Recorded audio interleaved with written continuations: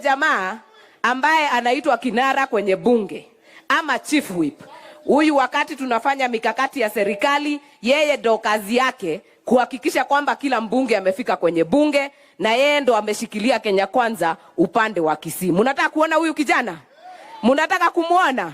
Anatoka South Mugirango constituency. Akimaliza Bwana Osoro atatualikia kinara wa walio wengi kwenye bunge ambaye ni Kimani Ichung'wah, na after Kimani Ichung'wah naye atamualika gavana wa jimbo hili Susan Kihika aweze kutuongelesha. Wapi makofi ya Osoro? Asante sana Mheshimiwa Martha Wangare. Your Excellency, the President of the Republic of Kenya, Your Excellency Deputy President, Your Excellency Governor wa Nakuru na viongozi wote wenzangu, Bwana Yesu asifiwe. Hebu tusalimiane hewani kama mnatuona sisi wote. Asante sana. Your Excellency, tumekuja hapa kwa sababu ya mwaliko wa Mheshimiwa Martha Wangare.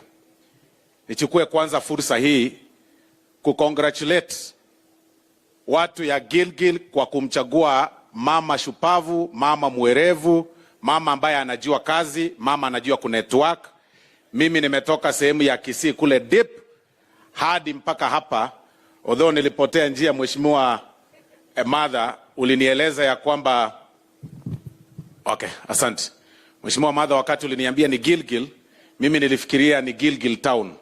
Nikafika Gilgil town, kila mtu nikimuuliza ananiambia ni hapa mbele tu, ni hapa mbele. Hapa mbele ikanichukua 3 hours kufika mahali hapa.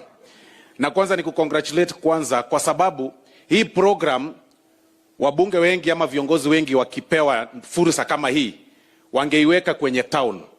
Mimi wakati nimetumia 3 hours kufika hapa na hiyo njia, na mimi nakubaliana na wewe vile umeomba Mheshimiwa Rais, enyewe hiyo barabara ni mbaya ya kufika hii sehemu. Enyewe hiyo ni ukweli kwa sababu imenichukua 3 hours. Na ujue nimekuja na ile mashini kidogo, ni kubwa kidogo. Sasa hiyo mtu mwingine anatumia pikipiki anafika aje namna hii?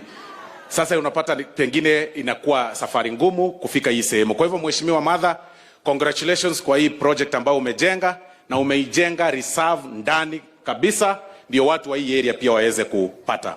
Tuwashukuru pia mmemchagua mara ya pili kule bungeni. Yeye ni mtu mkali sana, anajua kuzungumza Kizungu, anajua kuzungumza Kiswahili, anajua kunetwork, alafu yeye ni speaker. Sasa watu wengine usahau wanasema Madam Speaker saa. Hawajui kumuita Madam Speaker. Kwa hivyo congratulations watu wa Gilgil. Ya pili na ya mwisho, Your Excellency Rais, the era of people or leaders speaking at each other iliisha na hiyo era ya serikali ya kitambo.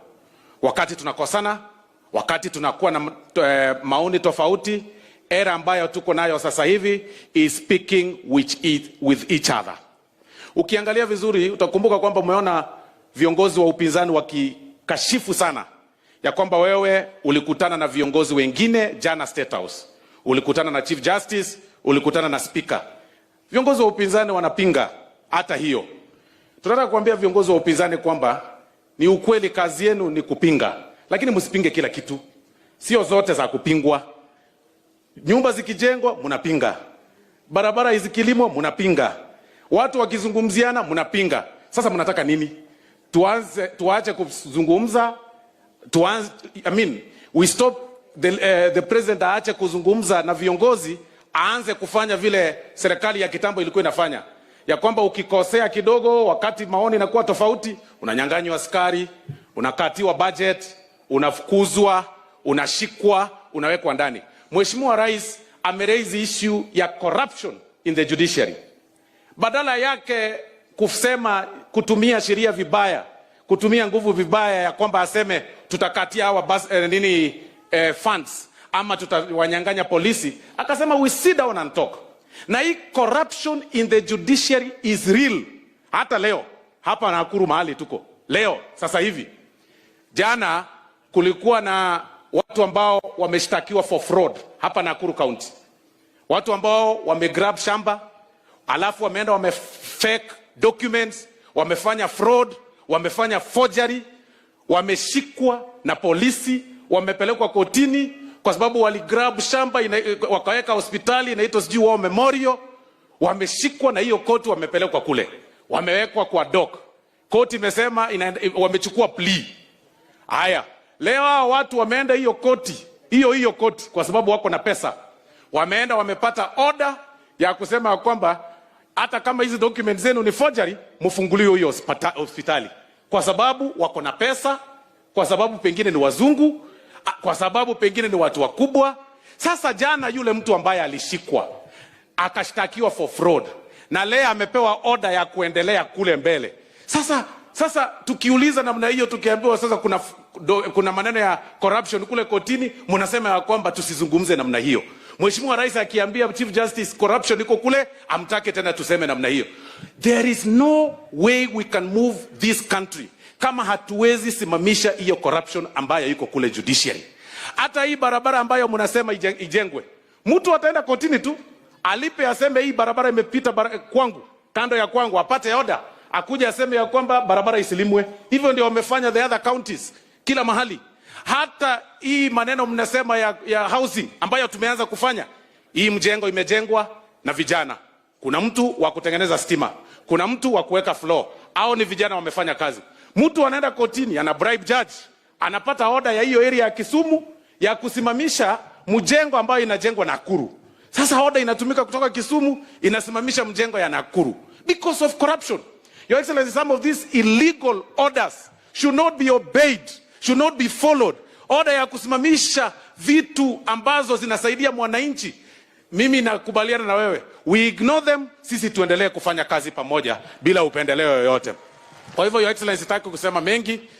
Nishukuru tena watu ya Nakuru, kwa sababu mimi nimeangalia vizuri, nikaona mimi ningezaliwa Nakuru, wakati nimeona Gikari amesimama hapo akiwa almost like a lone ranger, akotuna viongozi wachache wanaume, nikasema ningezaliwa hii Nakuru pengine singechaguliwa kama mbunge. Kwa sababu hapa nyinyi mnapenda wamama, sijui kwa nini mnapenda kuchagua wamama. Lakini nikitazama hapa nione kazi hawa wamama wanafanya. Women who are elected Nakuru County, uangalie mbunge wenu wa hii sehemu kazi amefanya. Uangalie gavana wenu wa hii sehemu kazi anafanya, mpaka anawekwa top 10 katika nchi yetu ya Kenya. Enyewe endeleeni kuchagua wamama vile mnaendelea kuchagua, kwa sababu mnajua kazi. Kwa hayo mengi na machache, niruhusu sasa nimkaribishe kiongozi wa walio wengi bungeni, Mheshimiwa Kimani Ichung'wah. Asante Mheshimiwa Osoro, Mheshimiwa Rais, naibu wetu wa Rais na watu wa Gilgil, hamjambo? Muriega. Mheshimiwa Rais, mimi sitakuwa mwingi wa maneno,